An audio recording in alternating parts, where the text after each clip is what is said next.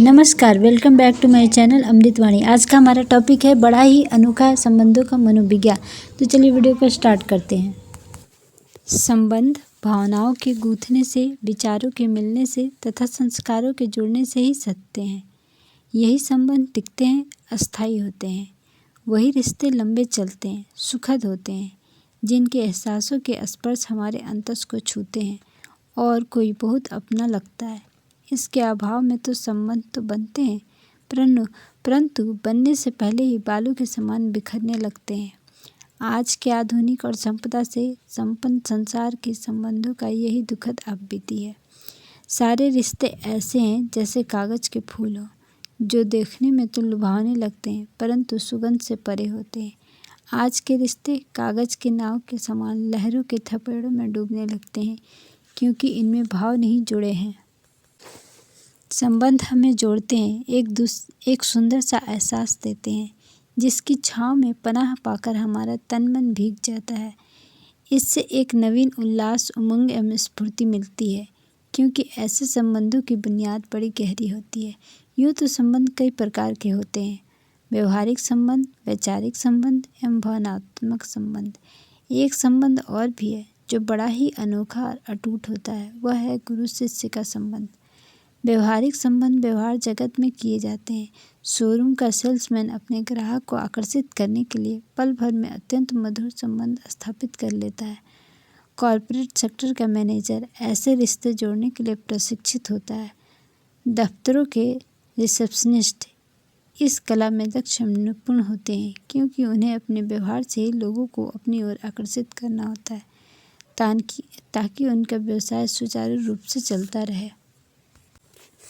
व्यवहारिक संबंध अस्थायी नहीं होते, पर हाँ, कुछ पल के सुखद एहसास तो देते ही हैं। इस एहसास की छुअन को हम लंबे समय तक बनाए नहीं रख सकते। यह इंद्रधनुष आभा कुछ पल के लिए होती है। कार्य निपटने के पश्चात हाथ जोड़े खड़ा वही व्यक्ति चिर अपरिचित सा बन जाता है। आज के आधुनिक संसार के संबंधों की यही एक नई परिभाषा है। आज ऐसे संबंध समाज एवं परिवार के बीच दृष्टिगोचर होने लगे हैं। किसी के आने से हमारा व्यवहार इसी व्यावसायिकता से भरा होता है। होठों पे मुस्कान होती है, परंतु दिलों के तार नहीं जुड़ते। पास बैठे बैठे हंसते बोलते रहते हैं, लेकिन अंदर से उतने ही अजनबी बने रहते हैं। विचारों की स्वीकारोक्ति में वैचारिक रिश्ते पनपते हैं। एक विचार रिश्ते के सूत्रों को जोड़ता है, प्रगाढ़ करता है। दूसरा विचार द्वंद्व से भर देता है, वैमनस्य का कारण बनता है और बने हुए संबंधों को तार तार कर देता है। पहला वाला विचार सकारात्मक होता है, जिसमें संबंध बनते हैं। दूसरा विचार नकारात्मक होता है, जो संबंधों में दरार पैदा करता है तथा विभाजित विखंडित कर देता है। लेखक पाठक का रिश्ता वैचारिक होता है। हर लेखक का अपना मौलिक विचार होता है और वह अपने पाठक वर्ग तैयार कर लेता है।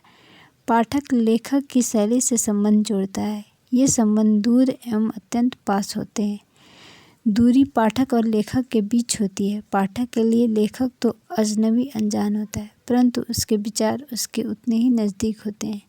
लेखक के विचारों की तीव्रता के अनुरूप पाठक हंसता है, रोता है तथा अनगिनत कल्पना करता है। लेखक अपने संसार में बरबस पाठक को सैर कराता है। यह संबंध भी बड़ा अनोखा है। लेखक विचारों के जादूगर होते हैं। ये अपने जादू से सभी को मोह लेते हैं। लेखकों में एक ऐसा वर्ग भी है जो अपने विचारों की ऊर्जा से पढ़ने वालों का सराबोर कर देते हैं। पढ़ते समय वे हमारे अपने लगते हैं, उन्हें हम दिल के करीब पाते हैं। विचारों के एहसास हमारे स्पंदनों से संपादित होने लगते हैं। ऐसे विचार कालजयी होते हैं और जीवन के अबूझ पथ पर प्रकाश स्तंभ बनकर सही रास्ते परिचय कराते हैं। महर्षि रमन, रामकृष्ण परमहंस, स्वामी विवेकानंद, रामतीर्थ, श्री अरविंद आदि योगियों के विचार से संबंध ऐसे ही अद्भुत एवं अलौकिक होते हैं। स्वामी विवेकानंद के विचारों ने सभी आयामों को प्रभावित किया। स्वतंत्रता आंदोलन का मूल स्वर उन्हीं के विचारों से प्रस्फुटित हुआ। उनके विचार क्रांतिदर्शी हैं। योगियों के अनुभव से सजे उपनिषदों से संबंध साधना के क्षेत्र में नई दिशा एवं दशा प्रदान करते हैं। ईसा मसीह के 12 शिष्य थे। इनमें से कोई भी शिष्य ईसाई धर्म का प्रवर्तक नहीं माना जाता, परंतु 250 वर्ष पश्चात हुए सेंट पॉल के दिल की धड़कनों में ईसा मसीह के विचार भड़के। उनके विचार सेंट पॉल का एहसास बने और इसी एहसास से ईसाई धर्म का प्रारंभ हुआ। सेंट पॉल ईसा मसीह के सच्चे शिष्यों में से भी अग्रणी हुए, क्योंकि उन्होंने उनके विचारों को स्पर्श किया। यह स्पर्श इतना मर्म स्पर्शी था कि इसने ईसा मसीह और सेंट पॉल के बीच 250 वर्ष के लंबे अंतराल को पाट दिया और प्रभु ईसा के विचार निर्बाध रूप से प्रवाहित होने लगे। यह विचारों का बेजोड़ संबंध है। लाओ त्से के पाठक उन्हें जवानी में भी बूढ़ा कहते थे, क्योंकि उनके विचार अत्यंत परिपक्व होते थे। विचारों के इस संबंध में अनदेखा अजनबी भी अपनों से भी प्रीति कर लगता है।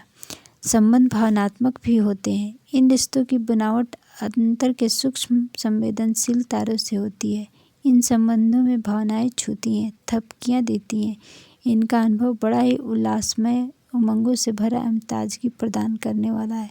ये संबंध बड़े गहरे होते हैं, अतः इनका एहसास भी बड़ा मधुर होता है। भावनात्मक रिश्तों में मिलन की जितनी खुशी होती है, उससे भी अधिक मिलन की यादों में सघनता से समाई होती है। यहाँ पर मिलना या ना मिलना ज़्यादा प्रभावी नहीं होता, क्योंकि भावनाओं में दूरी नहीं होती। दूरी तो भावनाओं के अभाव में पनपती है। जब तक दिलों के तार ना जुड़े, पास बैठकर या एक छत के नीचे रहते हुए भी हम अनजान के अनजान बने रहते हैं, परंतु भावों की डोर से बंधे बंधन हर दूरी को मिटा देते हैं। तन और मन के मिलन से भाव का मिलन अधिक अस्थायी एवं सुखद होता है। पर हाँ, संबंधों में भावनाएं सच्ची एवं निष्कपट होनी चाहिए। भाव का दिखावा या आडंबर अधिक समय तक नहीं चलता। यह संबंध ऐसा है जो दिखता नहीं, पर पहाड़ों की शीतल वायु के स्पर्श के समान अनबोला होता है और बिना कहे बहुत कुछ कह देता है। बिना साज सामान के अंदर ही अंदर मधुर रागनी छेड़ देता है। भावनाओं के रिश्ते विरल एवं दुर्लभ होते हैं। सौभाग्यशाली ही होंगे वे जिन्हें ऐसा रिश्ता मिलता है, क्योंकि सच्ची भावना ही दुर्लभ होती है। जो सच्ची भावना से विनिर्मित संबंध कैसे सहजता से मिल सकता है। भावनाओं के संबंध से भी गहरा एक और संबंध होता है, और वह है अंतरात्मा का संबंध। यह एक ऐसा रिश्ता है जहाँ पर तन मन भावना नहीं, आत्मा से आत्मा जुड़ती है, एकाकार होती है। गुरु और शिष्य के बीच यह अटूट, अखंड और अमिट रिश्ता होता है। यह टूटता नहीं तोड़ने पर भी, मिटता नहीं मिटाने पर भी, हर संभव प्रयास से भी यह बिखरता नहीं। इस संबंध में सारे रिश्ते नजर आते हैं। यहाँ पर सारा अस्तित्व समा जाता है, कुछ बचता ही नहीं, कुछ भी शेष नहीं रहता है। इसे पाकर और कुछ भी पाने का मन नहीं करता। इस रिश्ते में मन थम जाता है, क्योंकि मन को गुरु थामे हुए है। बुद्धि तर्क नहीं करती, क्योंकि गुरु उसे बोध करा देता है। अहंकार मैं और मेरा का नहीं आलापता, क्योंकि सारे बंधन ढीले पड़ जाते हैं, जल जाते हैं। बड़ा अनोखा है यह रिश्ता।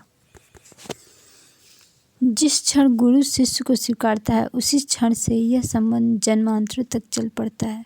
गुरु पकड़ा तो पकड़ा, फिर शिष्य का कोई प्रवाद आड़े नहीं आता। गुरु तो सदा प्रबाध के साथ खेलता रहता है। गुरु शिष्य को अपने जन्मांतरों के गहरे संबंधों को वाणी से नहीं बनाता, बल्कि बोध कराता है।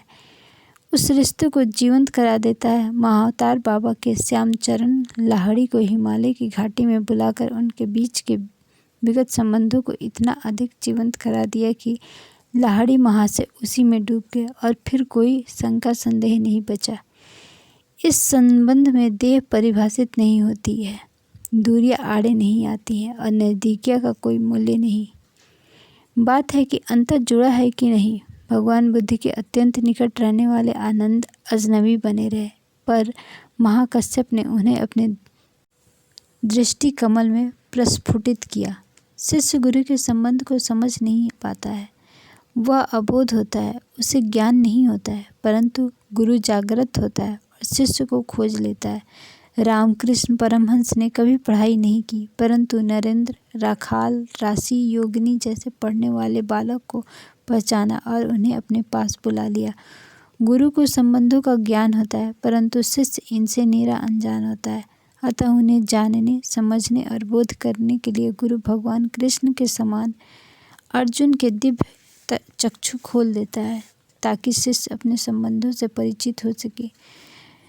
गुरु संसार के भटकाव में शिष्य को अपने रिश्तों का एहसास कराकर उसे जागृत करता है। यह संबंध बड़ा अनोखा होता है। गुरु अपने शिष्य के साथ एक अनूठे ढंग से संबंधों को बनाता है। प्रत्येक गुरु और शिष्य के रिश्ते तो आत्मा से जुड़ते हैं, परंतु निर्वाह का तरीका अनोखा एवं निराला होता है। गुरु के हर बेढप कार्यों में भी शिष्य के प्रति अगाध प्रेम भरा होता है। वह समंदर की लहरों में भरकर अपने शिष्य को आशीर्वचन देता है, जिसे कभी देखा, जाना और सुना नहीं गया होता है। ऐसा होता है गुरु और शिष्य का संबंध। अस्थाई और अनश्वर तो बस गुरु और शिष्य का ही संबंध होता है।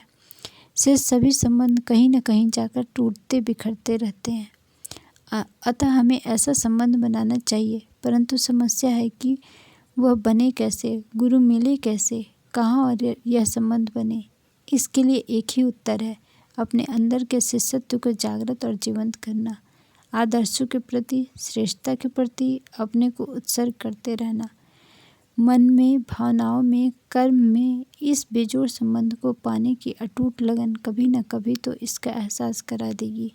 यह एहसास इतना निर्द्वंद होता है कि इसका न तो टूटने का डर होता है, न बिखरने का डर होता है, और न ही रूठने मनाने का संशय होता है। एक बार बना सो बना, फिर क्यों न अपने समर्पण को आगे कर इस संबंध की तलाश में डूब जाए। आज के लिए बस इतना ही। मिलते हैं नेक्स्ट एपिसोड में एक नए टॉपिक के साथ। तब तक अपना ध्यान रखिए, खुश रहिए, मस्त रहिए। धन्यवाद। और हाँ, चैनल पे पहली बार आए हैं तो सब्सक्राइब करना ना भूलें। वीडियो पसंद आई हो तो लाइक करें, शेयर करें और अपना ध्यान रखें।